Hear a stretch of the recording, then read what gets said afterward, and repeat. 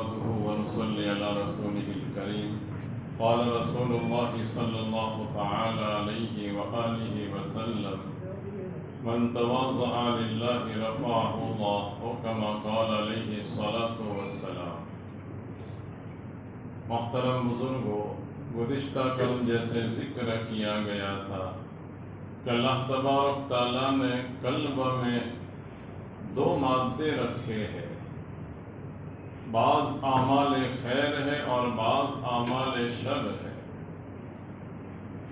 اور ہم سے خیر کا مطالبہ کیا گیا ہے، اور حضرت نبی کریم صلی اللہ علیہ وسلم نے اسی قلب کی اصلاح کی طرف ہمیں متوجہ فرمایا کہ جب اس میں صلاح آ جاوے، درستگی آ جاوے، تو سمجھ لو کہ سارے بدن میں صلاح اور درستگی آ گئی، اور اس میں فساد آ جاوے تو سمجھ لو کہ پورے بدن میں، پورے جسم میں فساد اور بگاڑ آ گیا، اور اس کی اصلاح کی طرف ہمیں دھیان دینے کی، متوجہ ہونے کی طرف ہمیں توجہ دلائی۔ بعض اعمال ایسے ہیں جس کی بنیاد پر انسان کے اعمال جو کیے کرائے ہوتے ہیں اچھے، وہ بھی ضائع اور برباد ہو جاتے ہیں۔ مثال کے طور پر حسد، یہ باطنی بیماری ہے۔ اس کا نقصان یہ ہوتا ہے کہ آدمی دوسرے کی نعمتوں کو دیکھ کر، چاہے دینی ہو یا دنیاوی، جب جلنا شروع ہو جاتا ہے تو اپنی نیکیاں ضائع ہونا، برباد ہونا شروع ہو جاتا ہے۔ تکبر یہ مہلک بیماری ہے، ایسی کئی بیماریاں ہیں، اور تواضع، عبدیت، فنائیت، یعنی اپنے آپ کو مٹانا، اپنے آپ کو معمولی سمجھنا، اپنے آپ کو ہیچ سمجھنا، یہ ایک اتنی بڑی دولت ہے جس کو مل جاوے تو اس کی دنیا اور آخرت سنور جاوے۔ جس آدمی میں تواضع نہیں ہوتی، تکبر ہوتا ہے جس میں، تو وہ نمرود اور فرعون سے بھی آگے نکل جاتا ہے، اور سب سے پہلا گناہ یہی تکبر کا تھا، جو اللہ تبارک تعالیٰ نے حضرت آدم علیہ السلام کا جب پتلا تیار کیا اور شیطان کو یہ بات بتائی کہ تم آدم کو سجدہ کرو، حکم دینے والے اللہ تعالیٰ تھے، شیطان نے بڑائی جتلاتے ہوئے، تکبر اختیار کرتے ہوئے کہا کہ انا خیر من، میں تو آدم سے بہتر ہوں، اور اپنی دلیل اس نے پیش کی، خلقتنی من نار وخلقتہ من طین، آپ نے مجھے آگ سے پیدا کیا ہے اور آدم کو مٹی سے۔ آگ اوپر جاتی ہے اور مٹی نیچے رہتی ہے۔ اس نے یہ فاسد قیاس اور غلط اپنی جو سوچ تھی، اس سے حضرت آدم علیہ السلام کو اس نے سجدہ نہیں کیا۔ اس نے یہ نہیں دیکھا کہ آگ اگرچہ اوپر جاتی ہے لیکن چھوٹی بڑی ساری چیزوں کو تباہ و برباد اور ہلاک، نیست و نابود کر دیتی ہے۔ برخلاف مٹی میں اللہ تبارک تعالیٰ نے یہ صلاحیت رکھی ہے کہ کیسے کیسے خزانے اس میں سے نکلتے ہیں۔ ایک دانہ ڈالا جاوے تو وہی مٹی 700 دانے ایک دانے کے دیتی ہے۔ تو اپنے اندر مٹی خوبیاں لیے ہوئے ہیں، لیکن اس نے یہ فاسد قیاس دوڑا کر کے انکار کیا، اللہ تعالیٰ نے اپنے دربار سے اس کو نکالا۔ تو یہ اس میں انا کی، یعنی میں کچھ ہوں، اپنے آپ کو بڑا سمجھنا، دوسروں کو حقیر سمجھنا، اللہ کے دربار سے وہ دھتکارا گیا، نکالا گیا۔ برخلاف امام الانبیاء، خاتم الانبیاء حضرت محمد مصطفیٰ صلی اللہ علیہ وسلم کی زندگی دیکھیے، آپ نبیوں کے سردار ہیں، لیکن یہ فرماتے ہیں انا آکل کما یاکل العبد، میں ایسے کھاتا ہوں جیسے کوئی غلام کھاتا ہو۔ جیسے آج شام کو تعلیم میں ذکر کیا گیا تھا کہ آپ میں تواضع اتنی زیادہ تھی، اتنی زیادہ تھی کہ آپ جب کسی سے مصافحہ فرماتے جب تک سامنے والا آدمی اپنا ہاتھ نہ کھینچتا وہاں تک آپ اس کا ہاتھ چھوڑتے نہیں تھے۔ اور حضرت شاہ وسیع اللہ رحمۃ اللہ علیہ نے عجیب وجہ بیان فرمائی تھی، اس لیے کہ آپ تو ہاتھ پکڑ کر جنت میں لے جانے والے تھے، آپ ہاتھ کیوں چھوڑتے؟ یہ آپ کی تواضع تھی کہ جب تک سامنے والا آدمی ہاتھ نہ چھوڑے وہاں تک آپ اپنا ہاتھ چھوڑتے نہیں تھے۔ اسی طرح آپ میں تواضع یہ تھی کہ جس سے بھی ملتے چاہے پہچان والا ہو پہچان والا نہ ہو، مکہ مکرمہ کا ہو یا مدینہ منورہ کا ہو، شہر کا ہو یا دیہات کا ہو، ہر ایک صحابی آپ کی خدمت میں پہنچتے ملاقات ہوتی تو صحابی کے دل میں یہ آتا کہ سب سے زیادہ اللہ کے رسول صلی اللہ علیہ وسلم کو مجھ سے محبت ہے۔ ایک صحابی کا واقعہ پڑا، نبی کریم صلی اللہ علیہ وسلم کی خدمت میں پہنچے تو انہوں نے تو یہ سمجھ لیا کہ سب سے زیادہ محبت مجھ سے ہے، اور ظاہری بات ہے کہ حضور اتنی محبت دیتے تھے، ہر ایک یہ سمجھتا تھا، تو اپنے دل میں تو یہ طے کر لیا کہ سب سے زیادہ مجھ سے محبت ہے۔ تو ایک مرتبہ اللہ کے رسول صلی اللہ علیہ وسلم سے سوال کر ہی لیا کہ حضور سب سے زیادہ محبت آپ کو کس سے ہے؟ وہ یہ سمجھتے تھے کہ میرا نام بتا دیں گے، آپ نے فرمایا کہ ابو بکر سے۔ اب پھر انہوں نے سوچا کہ اتنی زیادہ مجھے محبت دیتے ہیں تو دوسرا نمبر تو میرا ہی ہوگا۔ وجہ یہ تھی کہ آپ کی محبت دیکھ کر کے آپ نے دوسری مرتبہ فرمایا کہ عمر سے۔ اب وہ گھبرائے، ایک جانب تو محبت دے رہے ہیں، اب میں سوال کروں تو معلوم نہیں میرا کون سا نمبر آوے، تو پھر تیسری مرتبہ انہوں نے سوال کرنا بند کر دیا، ورنہ وہ محبت دیکھ کر کے یہ سمجھتے تھے کہ نبی کریم صلی اللہ علیہ وسلم کو سب سے زیادہ مجھ سے محبت ہے۔ آپ جب تشریف فرما ہوتے بیٹھتے تو آپ الگ شان نہیں رکھتے تھے، سب کے ساتھ بیٹھ جاتے۔ صحابہ کرام رضوان اللہ تعالی علیہ مجمعین نے آپ سے گزارش کی کہ حضور آپ کے لیے ایک چوکی اونچی بیٹھک بنائی جاوے تاکہ مجمع زیادہ ہو تو آپ کے دیدار سے سب مشرف ہو سکے۔ لوگوں کے اصرار کی وجہ سے اور ان کے کہنے کی وجہ سے پھر آپ کے لیے چوکی یعنی اونچی جگہ بنائی گئی جس میں آپ بیٹھ کر اپنے دیدار سے اپنے اصحاب کو مشرف فرماتے تھے، ورنہ آپ میں تواضع اتنی زیادہ تھی کہ آپ کو پہچاننا مشکل۔ مدینہ منورہ جب جا رہے تھے صدیق اکبر رضی اللہ تعالیٰ عنہ آپ کے ساتھ میں تھے، حضرات صحابہ کرام رضوان اللہ تعالیٰ علیہ مجمعین استقبال کے لیے آئے۔ جن لوگوں نے آپ کو پہچانا نہیں تھا وہ ابو بکر کو نبی سمجھے اور ان کی طرف آگے بڑھ کر سایہ کرنے لگے، خدمت کرنے لگے، لیکن قربان جائیے نبی کریم صلی اللہ علیہ وسلم کی تواضع پر، آپ کی عبدیت پر، فنائیت پر، کہ یہ نہیں کہا کہ اکرام کے لائق تو میں ہوں، میں پیغمبر ہوں، بلکہ وہ چلنے دیا۔ یہ نبی کریم صلی اللہ علیہ وسلم کی تواضع تھی۔ نبی کریم صلی اللہ علیہ وسلم بیمار آدمی ہوتا اس کو بھی اپنے پاس بٹھاتے اور اس کو کھلاتے، لوگ گن محسوس کرتے، نفرت محسوس کرتے، لیکن آپ اتنی محبت تقسیم کرتے تھے کہ جس کو جذام کی بیماری ہوتی، رکت پت کی بیماری ہوتی، اس کو بھی اپنے پاس بٹھا کر کے آپ کھلاتے تھے۔ یہ نبی کریم صلی اللہ علیہ وسلم میں اعلیٰ قسم کی تواضع تھی۔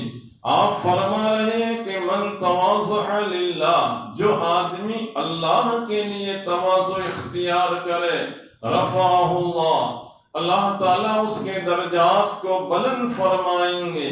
وجہ یہ ہے کہ تم ہماری وجہ سے جھکے ہو، تم نے ہمارا خیال رکھ کے اپنے آپ کو پست کیا ہے، تو ہم سورہ فجر کی آخری جو آیتیں ہیں، یا ایتھا النفس المطمئنہ، اللہ تعالیٰ جو خطاب فرما رہے ہیں، اے نفس مطمئنہ، مطمئنہ اطمینان، یہ ایسے نفس کو کہا جاتا ہے جو اپنے آپ کو کچل دے، جو زمین سے مل جاوے۔ اب جو آدمی اپنے آپ کو زمین سے ملا دے، میں نے حضرت سے سنا بیان میں کہ اللہ نے یا ایتھا النفس اللوامہ یا ایتھا النفس الامارہ نہیں کہا۔ نفس تین قسم کا ہوتا ہے، ایک تو جو برائی کا ہی حکم کرتا رہے، اس کو نفس امارہ کہتے ہیں۔ دوسرا نفس لوامہ، جو گناہوں کی طرف ملامت کرتا رہے، وہ چھوڑے نہیں، ملامت کرتا رہے۔ یہ دونوں نفس کو اللہ نے خطاب نہیں کیا، لیکن نفس مطمئنہ خطاب کیا، وہ اس لیے کہ وہ آدمی اپنے نفس کو جھکا دیتا ہے، ملا دیتا ہے زمین سے، تو اللہ نقد وعدہ اس کو دے رہے ہیں، ارجعی الی ربک راضیۃ مرضیہ، تم اپنے رب کی طرف لوٹو، میں بھی راضی ہوں، تم بھی راضی۔ تم نے اپنے آپ کو پست کر دیا، جھکا دیا، تو ہم نقد انعام یہ دے رہے ہیں کہ ہم تم سے راضی، تم ہم سے راضی۔ فادخلی فی عبادی وادخلی جنتی، تم اب میرے بندوں میں داخل ہو جاؤ اور میری جنت میں بلند درجات میں تم داخل ہو جاؤ۔ یہ نفس مطمئنہ کو اللہ تعالیٰ تواضع کی وجہ سے نوازتے ہیں۔ ہمارے اکابرین دیوبند کو اللہ تبارک تعالیٰ نے یہ تواضع، عبدیت، اپنے آپ کو مٹانا، اس کا اتنا اعلیٰ درجہ دیا تھا، اعلیٰ درجہ دیا تھا کہ حضرات صحابہ کرام کی یاد تازہ ہو جاوے۔ یہ حضرات نبی کریم صلی اللہ علیہ وسلم کی زندگی کی عملی تصویر تھے۔ حجت الاسلام حضرت مولانا محمد قاسم صاحب نانوتوی رحمت اللہ علیہ، اب اتنی بڑی شخصیت، دارالعلوم دیوبند کے جو بانی تھے، اور کوئی آدمی تو تصور اور خیال یہ کرے کہ یہ بڑی آن بان شان والے ہوں گے، لیکن انگریزوں نے جب گرفتاری کا وارنٹ جاری کیا اور دیوبند کی چھتہ مسجد میں حضرت تشریف فرما تھے، انگریز وہ گرفتاری کا وارنٹ لے کر کے آیا، اس نے یہ تصور جمایا تھا، خیال جمایا تھا کہ بڑی شان والے کتنے لوگ آگے پیچھے آس پاس میں قریب میں ہوں گے۔ ایک آدمی جس نے بنیان اور لنگی پہنی ہوئی تھی، اور وہ انگریز ان سے پوچھتا ہے کہ مولانا قاسم کو آپ پہچانتے ہیں؟ اور جیسے کل ذکر کیا گیا تھا، یہ لوگ بڑے علوم کے مالک تھے، اللہ نے ان کو بہت صلاحیت عطا فرمائی تھی۔ دو چار قدم پیچھے ہٹے اور حضرت نے اس انگریز سے کہا کہ ابھی ہی یہاں تھے۔ اب اس نے تو یہ سمجھا کہ وہ پہلے ہوں گے اور ابھی چلے گئے، یہ بنیان والے اور لنگی والے تو مولانا قاسم صاحب کیسے ہو سکتے ہیں؟ اس کے خواب و خیال اور تصور میں بھی نہیں تھا، اور وہ وہاں سے چلا گیا۔ یہ حضرت کی زندگی ایسی تھی تواضع والی کہ پہچاننا مشکل۔ حضرت شیخ الہند رحمت اللہ علیہ، جو ان اکابرین کے قافلے میں بڑی شخصیت سمجھی جاتی تھی، حکیم الامت حضرت اقدس تھانوی رحمت اللہ علیہ کے بھی وہ استاد تھے۔ انگریزوں کے خلاف جن لوگوں نے قربانیاں دی ہے، اس میں حضرت شیخ الہند مولانا محمود الحسن دیوبندی رحمت اللہ علیہ کا بہت حصہ اور بہت کردار رہا ہے۔ اجمیر شریف میں ایک مولانا معین الدین صاحب تھے، انہوں نے حضرت شیخ الہند رحمت اللہ علیہ کے بارے میں سنا تھا، تو دل میں یہ داعیہ اور جذبہ پیدا ہوا کہ چلو دیوبند جا کر کے حضرت کی ملاقات لے۔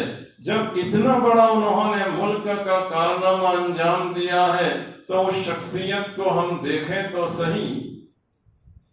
اب یہ دیوبند پہنچے اور حضرت کے گھر پہنچے، حضرت کو پہچانتے نہیں تھے، آپ نے ان کو بلایا، اپنے گھر میں بٹھایا، اور وہ کہہ رہی ہے مولانا معین الدین صاحب کہ مولانا محمود الحسن سے مجھے ملنا ہے۔ حضرت فرما رہے ہیں کہ پہلے آپ شربت پیجیے، ان کو پلایا، کھانا کھلایا، اب وہ تھوڑے جذبات میں آ گئے کہ بھائی مجھے حضرت سے ملنا ہے اور آپ مجھے کھلا پلا رہے ہیں، تاخیر کر رہے ہیں۔ تو حضرت نے اس وقت جواب دیا کہ محمود الحسن میرا ہی نام ہے۔ اب وہ پانی پانی ہو گئے، وہ تو یہ سمجھتے تھے کہ بڑی وہ شان والے ہوں گے، لیکن وہی خادم بن رہے ہیں۔ مفتی عزیز الرحمن عثمانی دیوبندی رحمت اللہ علیہ، جو دارالعلوم دیوبند کے سب سے اول مفتی تھے، پہلے مفتی تھے، اللہ تعالیٰ نے جو تواضع عطا فرمائی تھی، اپنے آپ کو ان لوگوں نے جو مٹایا تھا، خدا کرے اس کا کچھ حصہ ہماری زندگی میں داخل ہو جاوے۔ ان کے مکان کے قریب میں کچھ بیوہ عورتیں رہتی تھی۔ مفتی عزیز الرحمن صاحب کا معمول یہ تھا، ان بیوہ عورتوں سے ملتے پوچھتے کہ تمہارے لیے کوئی کام ہے؟ وہ کہتی کہ اتنا دھنیا لانا ہے، اتنا ٹماٹر لانا ہے۔ وہ لسٹ لے کر دیوبند کے بازار میں جاتے اور سبزی وغیرہ خرید کر کے ان کو پہنچاتے۔ کوئی بیوہ کبھی یوں کہتی کہ حضرت ہم نے تو یہ نہیں منگوایا تھا، آپ دوسری چیز لے کے آ گئے۔ پھر واپس جاتے اور بدل کر کے آتے۔ اس کے بعد وہ دارالعلوم میں درس پڑھانے کے لیے اور سبق پڑھانے کے لیے جاتے تھے۔ یہ اپنے آپ کو اتنا مٹایا تھا۔ آج ان کی جو کتابیں ہیں فتاوی دارالعلوم 12 جلدوں میں دنیا میں مقبولیت اللہ نے عطا فرمائی اور مفتیان کرام استفادہ کرتے ہیں، فائدہ اٹھاتے ہیں، لیکن اپنی تواضع کا عالم، اپنے آپ کو مٹانا یہ تھا۔ ایک مرتبہ صرف ایک دل میں خلجان پیدا ہوا پڑھاتے پڑھاتے۔ وہ خلجان اور شبہ یہ تھا کہ قرآن کریم کی آیت میں وَلَيْسَ لِلْإِنسَانِ إِلَّا مَا سَعَى، انسان کے لیے وہی کوشش کارآمد ہوگی، فائدے والی ہوگی جو اس نے کی ہوگی۔ یعنی اپنا جو آدمی کرے گا وہ دوسروں کو نہیں پہنچے گا، خود کو ہی فائدہ ہوگا۔ یہ قرآن کی آیت کا مطلب۔ اور حدیث پڑھاتے پڑھاتے ایصال ثواب کی بحث آئی کہ آدمی ثواب پہنچاتا ہے تو دوسروں کو ثواب پہنچتا ہے۔ جیسے ہمارے مرحومین کو ہم نے پڑھ کر کے پہنچایا، کچھ صدقہ خیرات کیا تو یہ مرحومین کو ثواب پہنچتا ہے۔ حدیث میں تو ہے کہ دوسرے کو فائدہ پہنچتا ہے، اور قرآن کی آیت یہ کہتی ہے کہ دوسرے کو فائدہ نہیں پہنچتا۔ یہ رات کے وقت وہ پڑھ رہے تھے اور ایک خیال پیدا ہوا، دل میں یہ بات آئی کہ اگر میری رات ایسی گزر گئی کہ قرآن اور حدیث کے بارے میں تھوڑا ٹکراؤ اور شبہ نظر آتا ہے اور میری موت آ گئی تو میرے خاتمے کا حال کیا ہوگا۔ وہ بے چین ہو گئے، یہ مسئلہ حل کیے بغیر ان کو چین نہیں آیا، تو وہاں سے گنگوہ کا سفر کیا راتوں رات میں یہ دل میں خیال آیا کہ قرآن کی آیت یہ کہتی ہے کہ دوسرے کو فائدہ نہیں پہنچتا، اور حدیث میں ہے کہ دوسرے کو فائدہ پہنچتا ہے۔ تو اپنے آپ کو ایسا مٹایا تھا کہ صبح میں جاؤں ایسا بھی نہیں، رات کو سفر کیا، کرتے کرتے وہ صبح میں گنگوہ پہنچے۔ امام ربانی حضرت مولانا رشید احمد گنگوہی رحمت اللہ علیہ کی خدمت میں۔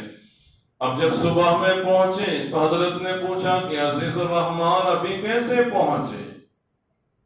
انہوں نے جواب دیا کہ حضرت رات کو میں پڑھ رہا تھا اور دل میں خلجان پیدا ہو گیا ہے کہ حدیث میں تو یہ بات ہے کہ ثواب پہنچتا ہے دوسرے کو، اور قرآن کی آیت کہتی ہے کہ جو کیا ہوگا اسی کو کام لگے گا، دوسرے کو نہیں۔ امام ربانی رحمت اللہ علیہ کو اللہ نے جو علوم دیے تھے، بس کھڑے کھڑے ہی حضرت کا مسئلہ حل کر دیا اور فرمایا کہ بھائی وَأَلَّيْسَ لِلْإِنسَانِ إِلَّا مَا سَعَى، انسان کو وہی چیز فائدہ مند ہوگی جو اس نے کوشش کی۔ یہاں کوشش سے مراد ایمان کی کوشش ہے، یعنی ایمان اپنا خود ہی کو فائدہ پہنچائے گا۔ باپ مسلمان ہو، بیٹا کافر ہو تو باپ کا ایمان بیٹے کے لیے فائدہ مند نہیں۔ بیٹا ایمان والا ہے، باپ کافر ہے تو بیٹے کا ایمان باپ کو فائدہ والا نہیں ہوگا، خود کو ہی فائدہ پہنچے گا۔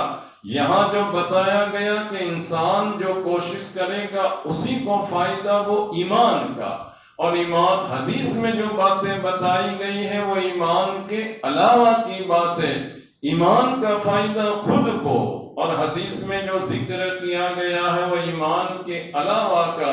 میرے خیال سے یہ بات سمجھ میں آئی ہوگی۔ یہ حضرات ایسے تھے کہ بڑوں کے پاس جانے میں وہ کوئی شرم اور حیا محسوس نہیں کرتے تھے۔ خطرہ یہ ہوتا تھا کہ میری موت آ گئی اور شبہے کی حالت میں ہو تو میرے خاتمے کا کیا۔ وقت ہو رہا ہے، مزید کچھ باتیں انشاءاللہ آئندہ ذکر کی جائے گی۔ اللہ تبارک تعالی ہمیں بھی تواضع کی دولت سے، عبدیت کی دولت سے اپنے آپ کو حقیر اور معمولی سمجھنا یہ بہت بڑی دولت ہے، اللہ تعالی ہمیں بھی عطا فرمائے۔ وآخر